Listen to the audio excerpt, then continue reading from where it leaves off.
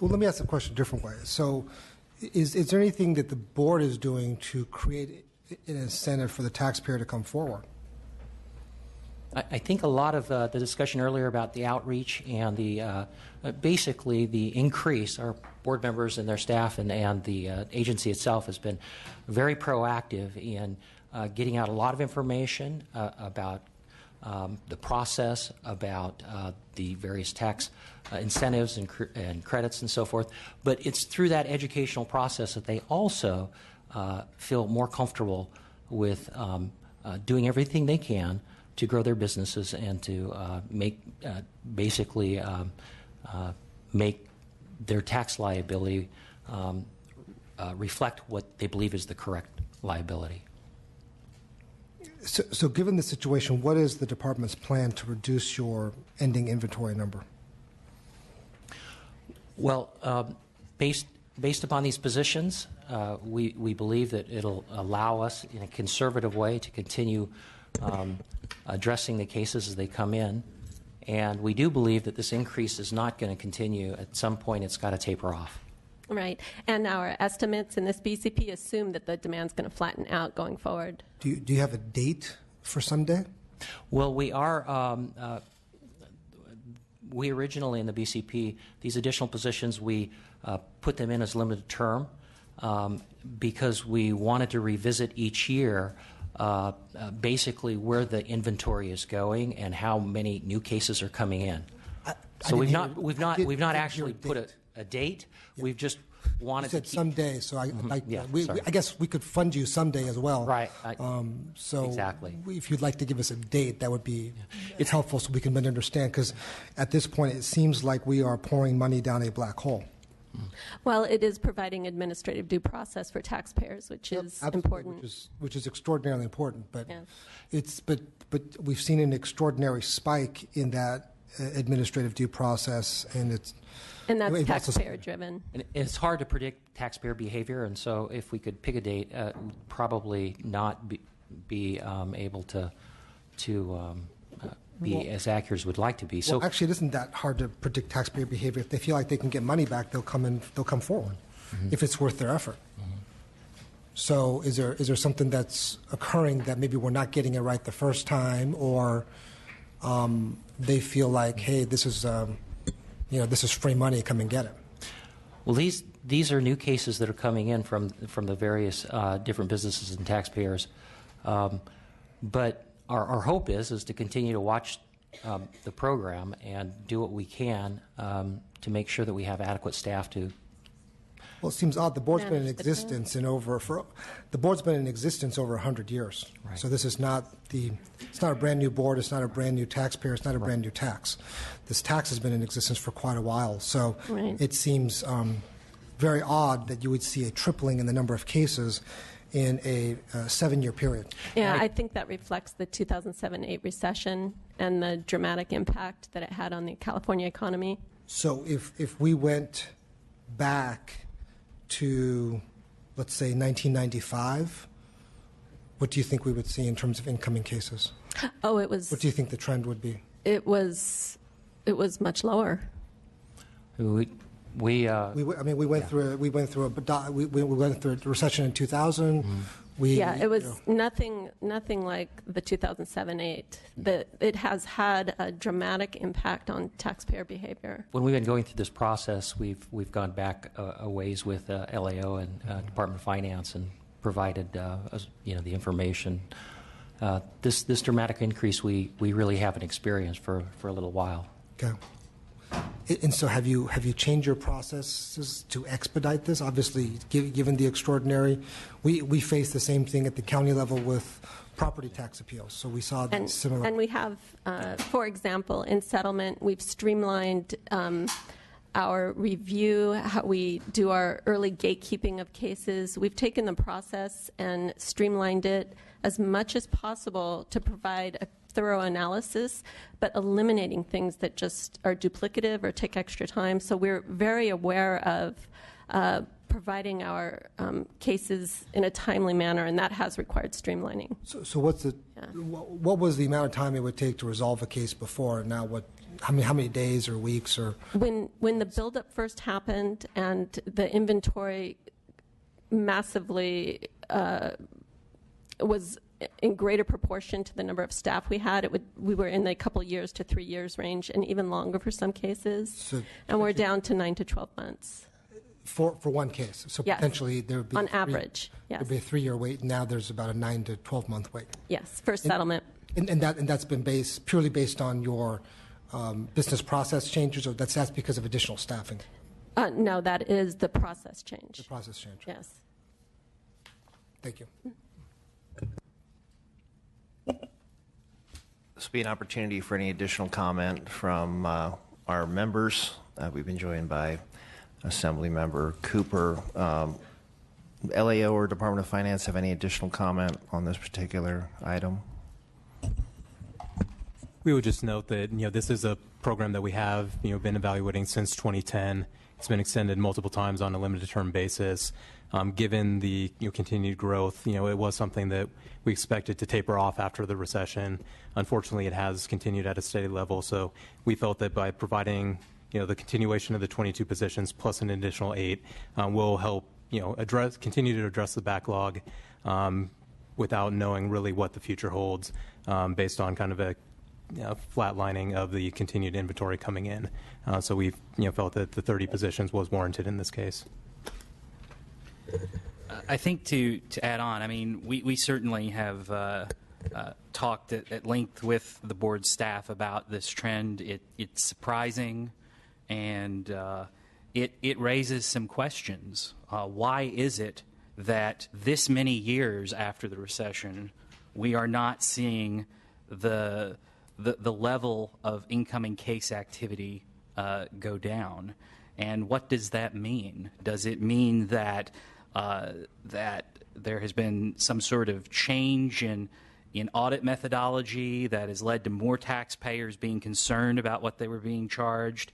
Why is this occurring? And the board has responded, and it seems there's probably some truth to this, that we do see some behavioral changes by taxpayers.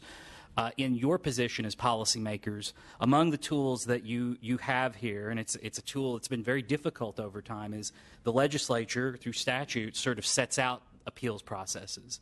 And so one of the things that you have to consider based on the feedback you receive from constituents is, do constituents feel that the process is fair?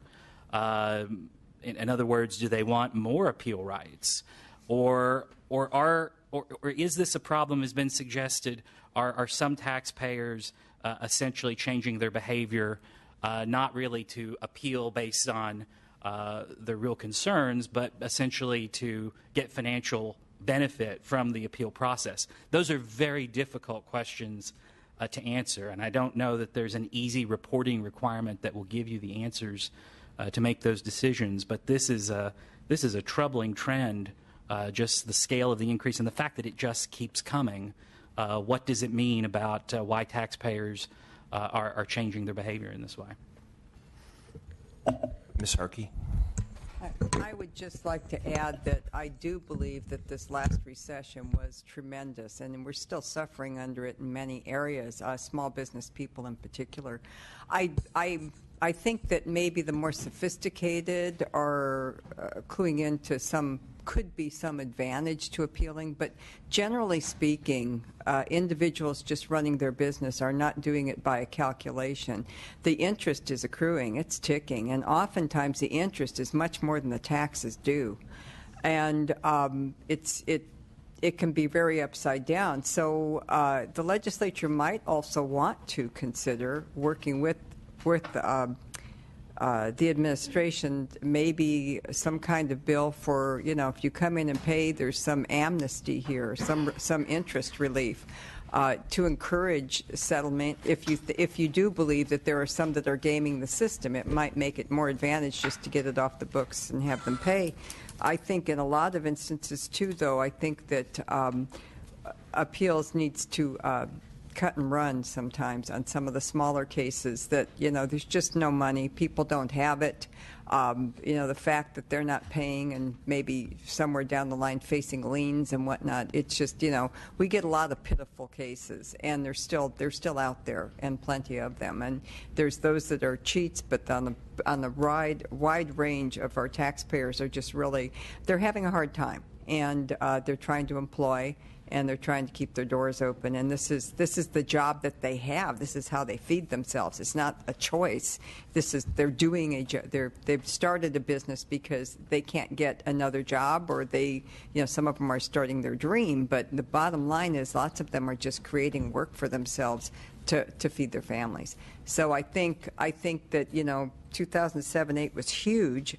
We had banks crumble. We had lines of credit pulled. We had more probably CEOs that filed for bankruptcies and are still, out renting homes rather than recovering. And I do think that on the smaller scale, a smaller business owner is still struggling in a lot of this. So, whatever we can do, a process of encouraging quicker payment, or making it more beneficial to come in and pay, or a process of maybe settling a little sooner, I think would help. Board Member Ma, did you Thank want you. And I agree. And some taxpayers just don't have the money. We've heard cases where they don't have a business anymore. They're trying to get some leniency in terms of the penalties and interests. Some are in bankruptcy, so they have to go through the process before they can settle all of their debts. So I think it's a combination of, the recession, taxpayers, falling behind. Some of them just don't have the money. Appeals also could maybe settle a little sooner. But if you look at the top 500 list that we put out, the interest and penalties outweigh the actual tax liabilities. And so I did look at, a tax amnesty program. If people do have money now through capital gains or some other means, maybe they should pay back at least what they owe. But in many of these instances, it's like exceeded that amount. And so that's the only way. They either stay on the top 500 list. So, do we have any public comment on this item? Seeing and hearing none, any additional comment from our board? This is a recommendation to hold this item open. Just a question back to LAO Finance. I think it'd be helpful as you do further analysis to help guide us in terms of this permanent versus limited, limited time positions, where you see these trends going. Because I think the question is are we at 2,500 moving forward? Are we at 2,500 coming back down to 800? Or what do we think? What's our best guess of what will happen? Because that really will educate us on how best to handle the budget request, especially given that we're a couple years away from, the market softening. I think that at this time, based on the information we have now and the data, we felt comfortable with the proposal that was being made. I believe, correct me if I'm wrong, that the board reports on this workload currently to the legislature. I think this is one of the reporting requirements. Yes. And so I think that with those reporting requirements, it would be useful in future years to revisit some of these things and to see if circumstances have changed. But the fact is, for whatever reason, the caseload is here, and there's a need to serve it now. But I do think going forward, maybe it will be different. Assemblymember Cooper. Just a question. So is there an amnesty program in the works right now to deal with that, or? That would need to be legislated, but we'd be happy to try to craft something with you. It would take some time, but, you have two members here that are thinking that way. Right, and that would be helpful to have that. It's worked in a number of other situations, be it in county court systems or other systems statewide that have done that with individuals like that. And a lot of folks, I think, will come forward, especially given the circumstances. So I would be supportive of that. Thank you. Okay, with that, thank you all for the presentation. Thank you. Mr. Cooper is with us now. We're going to go back to issue number 2. relative to the cigarette and tobacco products tax program, and we have a motion to approve the reallocation. The current vote is 2 affirmative, 1 not voting. I would ask the clerk to call the roll. Mr. Cooper? Aye. It's out 3-1. That motion passes. The next item, we have a recommended motion to hold open the 478 vacant positions for the Board of Equalization. On that item, I would ask for a roll call. Cooper? Aye. 3, 1 not voting. 3 votes in the affirmative.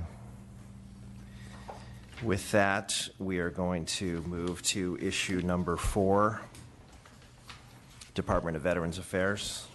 Thank you for your patience. Okay, no problem.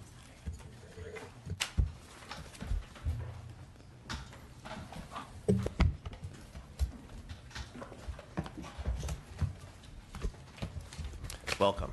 Good afternoon. Thanks for having me. Keith Boylan, Deputy Secretary, Calvet Veteran Service Division. Sure. Just a bit of an overview. I know you guys wanted an update on the County Veteran Service Officers and the Strike Force team. So as we know, last budget cycle, the $3 million increase in subvention that is distributed to the County Veteran Service Offices based on their workload when it was made permanent. The County Veteran Service Offices were able to maintain those employees that they had hired through the temporary budget process, the one-time allocations for the 2 prior years to that. We've seen a steady increase in the number of claims being submitted, particularly with a Calvet POA. So we're very pleased in that process. We've continued our training cycles and so forth with them throughout the year, and that is all moving forward well. Additionally, there was you wanted an update as well on the strike team force. That has moved along remarkably well. Calvet is very proud of its accomplishment over this past 3 years, and like to certainly extend our appreciation to the legislature and administration once again for the support of California veterans through this appropriation. Throughout the time, we have the program expires June 30th of this year. Throughout the process, there's been a total of 85,000 claims reviewed from this process with lump sum awards, one-time payments of over $112 million, and with a monthly annualized payments, that's payments that would come back to California veterans every year for the rest of their lives of $192 million. So it's been incredibly fruitful, and we're very, very proud of that accomplishment. Additionally, throughout this process, the wait times, California had 2 certainly of the worst performing regional offices in the country, in Los Angeles and Oakland, with the 3rd being in San Diego, who was faring a little better, but we're happy to report that in addition to the backlog, which when we started numbered just under 70,000, is now down under 7,000. And the wait times associated with those cases going through has been brought down significantly from, in LA, for instance, over 600 days to about 141 days. So it's been an incredible ride, and like I said, the department's very proud of this accomplishment, and we've certainly been able to improve access for many, many California veterans and their families to health services and financial compensation. Thank you very much. Additional comment, LAO, DOF on this item? These are informational in nature. I just had a question about the utilization of federal benefits by some of these veterans. Are we ensuring that they are receiving the benefits for which they are eligible on the federal side? How would you characterize the utilization of the federal piece? Well, the utilization rates, as a state, we perform very well. Those numbers have also improved over the last few years. When I was first appointed, 2013, we were a little bit below the state average, the national average. And part of that was due to the way we were affected by the backlog. 70,000 claims in the pool, basically not adjudicated, not rated. So that's 70,000 folks that even that process alone has brought us into the national average conversation. So we're on par with Florida and Texas, which are the two states that we generally kind of try to equate our service and efforts to in terms of veteran population and structure and so forth. So we're at about an 18.5% participation rate in federal benefits.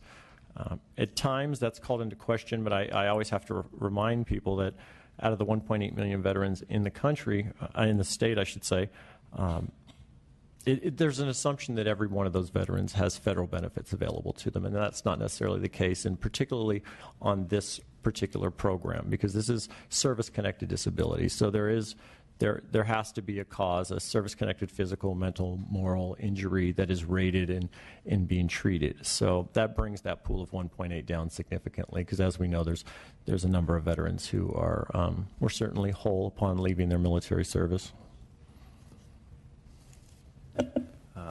Any public comment on this item?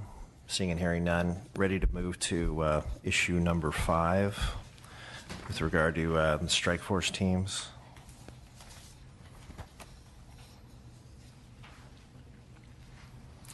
So number 5, the spring finance letter regarding our Veteran Service Division support.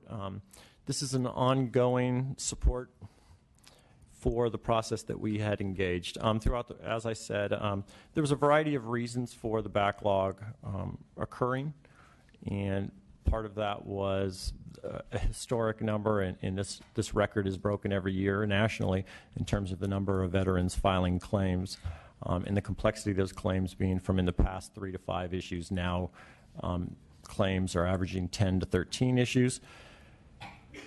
Additionally, there was the NEMR Act cases, which caused the VA to have to go back and re-adjudicate 250,000 Vietnam veterans claims. So that was part of the quagmire.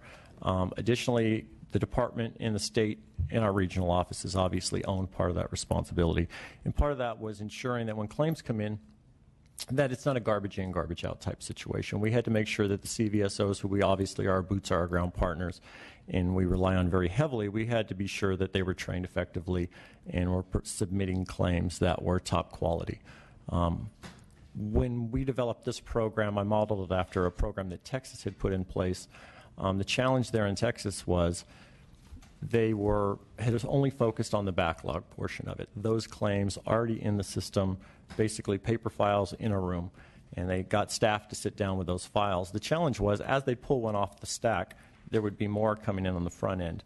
So what we did, we devised our program a little bit differently. We had a review team that went in and dealt with those already in the queue, but then additionally we had a support team that would oversee all incoming claims and assure quality and work with the CVSOs to bring those up to make sure they were fully developed and ready to rate. So fortunately, we were able to see throughout the process that whereas in Texas their appeals numbers grew significantly, our appeals numbers have stayed steady throughout because what was going in was the quality was well controlled. What this BCP does, so when we broke the strike teams up, we had that as part of the plan. And moving forward, because that 70,000 backlog has now become 7, the portion of our team that was set to review that room full of paper files is not as necessary it was in the past, but it is crucial still that we maintain our responsibility statutorily as a POA for veterans, but also just overall in quality assurance of the claims, to review those claims on the front end on the same way in. So in that aspect, that's what this BCP or the Spring Finance Letter speaks to, is continuing that process.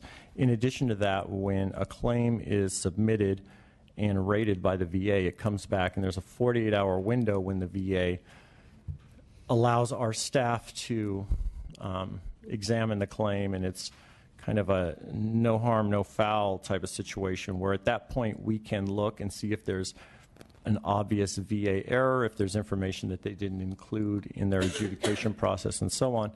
And we have the ability then to fix what may be wrong with the case, or add additional information that may be needed in order to make it proper, or there might be one of the elements of the claim that they just didn't address at all, or whatever the case may be. We have this window of time where we have the ability to go in and address those issues to keep it out of the appellate process, because after that 48-hour window closes, then the veteran is forced to file a notice of disagreement, which puts it in the appeals process, which that currently is, the wait time on that's 5 to 8 years. So we certainly want to keep them out of that. This spring finance letter also speaks to that need. Additionally, as I said, although our appeals haven't risen due to the way we develop the strike teams, we do have a significant appeals inventory, just over 17,490 as of last week. So that's something that we, as the POA, power of attorney for CalVet and for the CVSOs that send in CalVet POA claims, we're responsible for, we hold all the responsibility as far as when it gets to the appellate process. The CVSOs aren't part of that. So it's up to us to develop this and represent them before the Board of Veterans Appeals and so forth. So the additional positions in this spring finance letter are to ensure that we have enough staffing to do that appropriately too. Additional comment from our panel? LAO, DOF, any comments on this item? Yes. Callie Freitag with the LAO.